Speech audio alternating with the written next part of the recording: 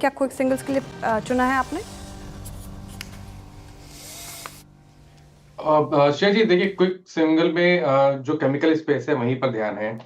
मेरे ख्याल से टाटा केमिकल में अभी भी खरीदारी करनी चाहिए। मैंने यहाँ पर 2 दिन पहले भी रिकमेंडेशन दिया था, लेकिन जिस तरह के पैटर्न्स आज दिख रहे हैं उसको देख के लग रहा है कि जो पिछला स्विंग हाई है उसको स्टॉक ब्रेक कर सकता है। तो करंट लेवल्स पे टाटा केमिकल्स में खरीदारी करेंगे। 984 के स्टॉप लॉस से खरीदारी करनी है और 1060 तक के टारगेट्स, 160 तक के टारगेट्स पॉसिबल है स्टॉक में। अगर चाहें तो 1000 वाला कॉल ऑप्शन भी लिया जा सकता है। स्टॉक में 29 रुपए के आसपास ट्रेड हो रहा है। 16 रुपए के स्टॉप लॉस से इस ऑप्शन में खरीदारी करनी है और 60 रुपए के टारगेट सेट करना है।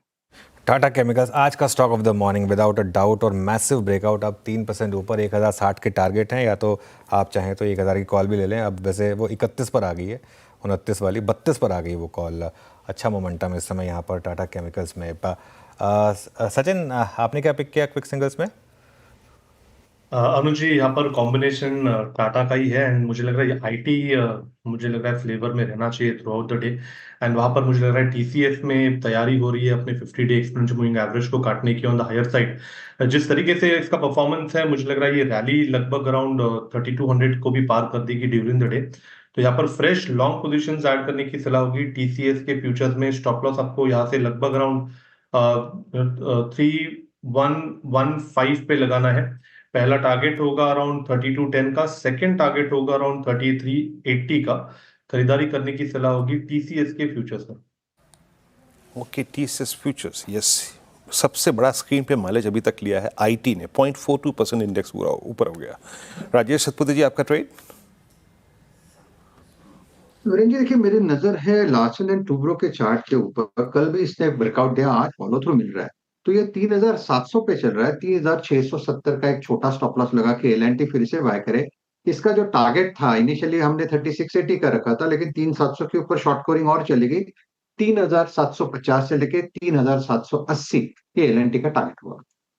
ओके, एलएनटी भी अभी डेज हाई पर आधा फीसदी की तेजी के साथ। अमित जी, आपने क्या पिक किया है क्विक सिंगल्स के लिए? जी श्रेया जी, मैं केपीआईटी टेक के साथ जाऊंगा। यहाँ पे स्टॉक ने अपने मूविंग एवरेजेस में पुल आने के बाद एक पुल बैक जनरेट कर रहा है। लगभग 1269 का इसका प्राइस है। इसे बाय करें, स्टॉप लॉस रहेगा 1254 का और टारगेट्स रहेंगे 1300 के। ओके, केपीआईटी टेक ये हमारा स्पॉटलाइट भी था आज का। यहाँ देखिएगा कि कुछ सेंस बन रही थी कि आज ऑटो से रिलेटेड आईटी स्टॉक शायद अच्छा करेंगे। यहाँ पर अच्छा मोमेंटम ऐसा बनता हुआ केपीआईटी टेक में। मीनवाइल मानस, वो जो कॉल आपने पिक की थी 29 रुपये पे टाटा केम की, वो 42 का हाई लगा कर आई। ऑप्शन वाला तो बुक कर लें फटाफट। बिल्कुल, देखिए ऑप्शन वाला बिल्कुल बुक कर लेना चाहिए, लेकिन जो कैश के का कॉल है वो अभी भी आई थिंक होल्ड करना चाहिए। 1060 तक के टारगेट्स बिल्कुल पॉसिबल है स्टॉक में। बिल्कुल बिल्कुल, पार्शियल प्रॉफिट आप चाहें तो ऑप्शन में बुक कर लें। चलिए, अब आई थिंक आशीष बहेती जी की ट्रेड हो गई। नहीं, हाँ, आशीष बहेती जी की ट्रेड बाकी है। आशीष जी बताइए आपकी ट्रेड। जी अनुज जी, ग्रासिम में खरीदारी की सलाह रहेगी। हमें लग रहा है कि सीमेंट एज अ स्पेस काफी इंटरेस्टिंग लग रहा है इन लेवल्स पे, तो यहाँ पे पोजीशन बनाई जा सकती है। जो स्टॉप लॉस इसमें मेंटेन करना है और 2820 का एसएल मेंटेन करे। ऊपर में हमें लगता है इसमें 2920, 2920 और 3000 तक का जोन देखने मिल सकता है। ओके, ग्रासिम। उसके बाद चलते हैं आशीष चतुर्मुता जी के पास और बात करते करते मैं उससे बात करूंगा इस पर भी। आईटी अब मैं बार बार देख रहा हूँ तो 0.20% का gain, now it's 0.70%। Ashish Chaturmuta ji, IT पे बड़ा स्ट्रॉन्ग मूव आ रहा है। आपका व्यू आईटी पे, या फिर कोई कॉल जो आप लोगों ने रिवर्सल खेलने के लिए या फिर लोअर लेवल्स पे ऐड की हो आईटी में?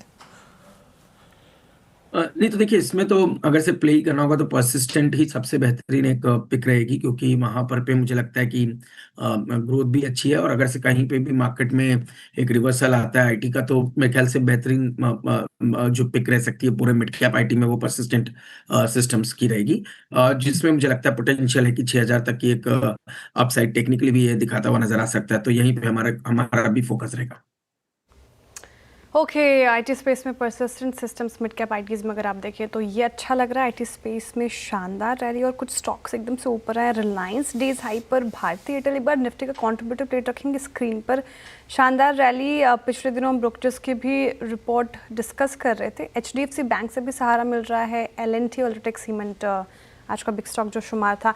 एक बार एचडीएफसी बैंक का रखे स्क्रीन पर चार्ट, और 1200 रुपये प्रति शेयर के target price HDFC bank brokerages expect कर रहे हैं। नियर टर्म में जो भी दिक्कतें हैं वो अब धूमिल होती हुई नजर आ रही है। सनी अग्रवाल जी, बैंकिंग स्पेस ने काफ़ी अंडर परफॉर्म किया, पिछले कुछ सत्रों से थोड़ी मोमेंटम हमें देखने को मिल रही है। अगर आपको चुनना हो बैंकिंग स्पेस से तो कौन सा स्टॉक होगा, और HDFC बैंक भी कैसा लग रहा है आपको? I think among the banking space जो छोटी रीजनल बैंक है, हमें लगता है कि वो कहीं ना कहीं आउट परफॉर्म कर सकती है। तो हमें छोटी रीजनल बैंक से करूर वैश्य बैंक या सिटी यूनियन बैंक का ये छोटे बैंक ज्यादा पसंद है compare to larger peer. Coming to HDFC bank, again HDFC bank में हमें लगता है कि जो मर्जर रिलेटेड जो सिनर्जीज है अब वो प्ले आउट होना स्टार्ट होगी आने वाले 4 से 8 क्वार्टर में। और जिस तरह से कहीं ना कहीं कंसेंसस टारगेट 1100-1200 का है, हमारा भी व्यू सेम रहेगा कि अगर आपका इन्वेस्टमेंट होराइजन 12 से 18 महीने का है तो 1100-1200 के टारगेट से HDFC बैंक को कंसिडर किया जा सकता है। ओके अनुज, आज स्क्रीन पर अगर वाइब्रेशन में किसी बात की फील कर पा रहा हूँ ना, तो वो है आईटी। कैसे देख रहे हैं आप आईटी और ये संबंधों का एक बार फिर से पटरी पे लौटना? अनुज, यही वो एक मिसिंग पार्ट था। कैसे देखते हैं आप इसको आज? बिल्कुल, देखिए मार्केट में ना क्या होता है कि कोई जिसे कहते हैं ना कि पॉलिटिक्स और मार्केट में कुछ भी चीज़ परमानेंट नहीं होती। तो ये 1 महीने पहले तक आईटी को छूने को तैयार नहीं था और वैल्यूएशन इतने अच्छे हो गए थे, 200 मतलब डे मूविंग एवरेज भी बहुत पीछे छोड़ आए थे हम, इतना गिरावट आ गई थी यहाँ पर। आई थिंक हमने पिछले हफ्ते भी एक बात की थी कि और कुछ ना सही, अगर सिर्फ एक मीन रिवर्जन ट्रेड ही प्ले आउट हो जाए, 200 डे मूविंग एवरेज तक ही इंडेक्स चला जाए बस, तो भी उसके लिए 7-8% की रैली चाहिए। वो इन्फोसिस का जिस दिन बाय बैक आया था उस दिन हमने ये बात की थी, है ना। इसका मतलब ये नहीं कि एक बहुत बड़ी नई रैली की शुरुआत हो गई। एक ओवरसोल्ड इंडेक्स भी ना बीच बीच में एक बार के लिए अपना 200 डे मूविंग एवरेज टेस्ट करता है, चेक करने के लिए कि भाई वहाँ पर ये है या नहीं। अभी देखिए कितनी वीकनेस है आईटी में। अभी इस रैली की कोई मायने नहीं है। इस रैली के मायने होंगे अगर ये 200 डे मूविंग एवरेज क्रॉस कर ले और उसके ऊपर टिक जाए, लेकिन एक एटलीस्ट आपको ट्रेडिंग प्ले मिल जाता है। और उसमें आप ये तड़का जोड़ दीजिए जो यूएस इंडिया की जो हल्की सी वापस फ्रेंडशिप की बातें शुरू हो रही थी इस वजह से। अच्छा, बाय द वे, मैं जैसे बात कर रहा था, हमने KPIT टेक लिया था आज स्पॉटलाइट में, लेकिन उससे शानदार मैं अगर कहूँगा तो मानस ने जो आज सुबह परसिस्टेंट लिया था आई थिंक टॉप कॉल्स में, क्योंकि कल वो जिस तरीके से वर्टिकली भागा था उसके बाद भी परसिस्टेंट लिया। मानस, क्या टारगेट था आपका? मेरे ख्याल से इसके ऊपर आ गया है अब शायद। नहीं, टारगेट क्या था आपका? 5700 का टारगेट था। 5700 का था, ऑलमोस्ट आ गया। आप स्टॉप लॉस कहाँ एडजस्ट कर लें? आई थिंक एक बार प्रॉफिट बुक कर लेना बेहतर रहेगा। चलिए, प्रॉफिट बुकिंग की स्टैंप लगा दीजिए। हाँ सॉरी वीरू, कुछ कह रहे थे आप? हाँ अनुज, जब मैं मिड कैप आईटी पे सवाल पूछ रहा था आपसे, क्या खूबसूरत सेटअप था यहाँ पे। ये बस एक स्टेट लेते हैं यहाँ पर। OI के दृष्टिकोण से अगर आप मिड कैप आईटी को सॉर्ट करें तो इस वक्त इंप्रेस कर रहा है कोफोर्ज। सचिन जी बस एक छोटा सा नजरिया देगा मिड कैप आईटी में, उसके बाद आगे निकलते हैं। कोफोर्ज 1808 मल्टी वीक हाई, 23 जुलाई के बाद अब तक की हाईएस्ट ट्रैजेक्टरी, 50 डेमा के ऊपर, मतलब 50 डेमा को इसी दिन वॉलेट किया था। इस पर कोई व्यू, कोई ऑप्शन ट्रेड कोफोर्ज पे आपका? वीरू जी, यहाँ पर एक क्लासिक ब्रेकआउट जरूर हुआ है। 1800 का एक हर्डल इसने पार किया है, तो मुझे लग रहा है यहाँ पर ऑप्शंस के लिहाज से 1800 के कॉल ऑप्शन को ही चेस करना उचित होगा। लगभग प्राइस पे अगर हम फ्यूचर्स देखें तो 18 के आसपास इसके फ्यूचर्स ट्रेंड हो रहे हैं। ऑप्शंस की वैल्यू लगभग अराउंड 53 के आसपास है। तो ट्रेडिंग मोमेंटम के लिहाज से मुझे लग रहा है 75-76 के टारगेट के लिए यहाँ पर थोड़े से लॉन्ग डिप्लॉय करने में कोई हर्ज नहीं है। स्टॉप लॉस आप यहाँ से लगभग अराउंड 43 पे लगाए एंड खरीदारी करने की सलाह होगी 1800 के कॉल ऑप्शन में। ओके, कोफोर्ज पर फिलहाल ये राय एकदम से आईटी में अच्छा मोमेंटम हमें देखने को मिल रहा है। इनफैक्ट कल भी क्लोजिंग के वक्त हमने ये देखा था जिस तरीके से शानदार रैली पूरे स्पेस में प्ले हुई थी। आईटी भी फोकस में था, HCL टेक, इन्फोसिस, इसके अलावा टेक महिंद्रा, सभी डेज हाई पर कारोबार कर रहे। शानदार रैली इस पूरे स्पेस में हमने बात भी कर ली मिड कैप स्पेस से लार्ज स्टॉक्स के ऊपर। एक बार मैं देख रही थी FMCG स्पेस में जिस तरीके से टाटा कंज्यूमर भाग गया, और कल शायद क्लोजिंग के वक्त हमारे पैनल ने पिक भी किया था।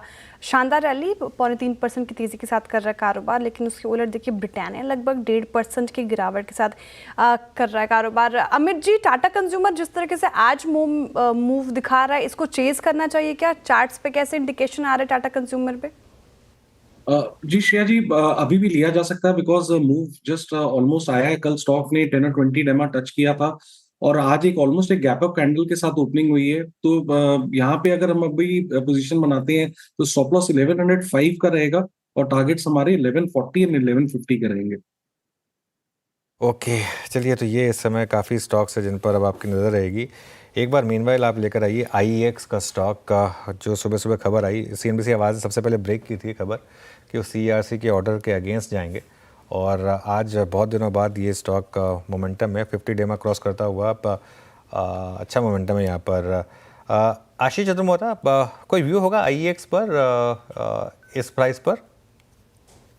नहीं तो देखिए, अभी तो हमने देखा कि रेगुलेटरी कंसर्न की वजह से स्टॉक में एक बहुत बड़ा करेक्शन हमें देखने को मिला, और ये जो न्यूज़ है आज जो आप बता रहे हैं कि अगर से CERC के ऑर्डर के बाद जा रहा है और वो भी काफ़ी समय के कंसिडरेशन के बाद, तो डेफिनेटली मुझे लगता है कि उसका एक शॉर्ट टर्म डेफिनेटली इम्पैक्ट आएगा और स्टॉक एक रिकवरी दिखाएगा। बट जब तक कि ये रिजल्ट या ये आउटकम नहीं आ जाता तब तक ये ओवरहैंग बना रहेगा, क्योंकि एक मटेरियल रिस्क है इनके बिजनेस के ऊपर। बहुत सिग्निफिकेंट वॉल्यूम जो है वो ड्रॉप हो सकता है अगर से ये जो इम्प्लीमेंट होता है CERC का ऑर्डर। तो देखते हैं, पर डेफिनेटली एक शॉर्टर टर्म पुल बैक जरूर इस न्यूज़ के चलते आ सकता है, तो हमारे लिए ये वेट एंड वॉच के अप्रोच में बना रहेगा stock.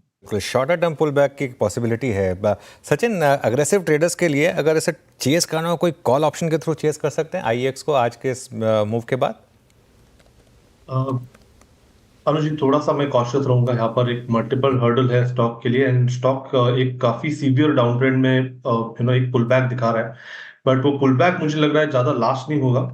In fact on the higher side 154 155 एक काफी डिफिकल्ट जोन है काउंटर के लिए, तो अगर ये पार हो जाता है तो थोड़ी सी उम्मीद की जा सकती है।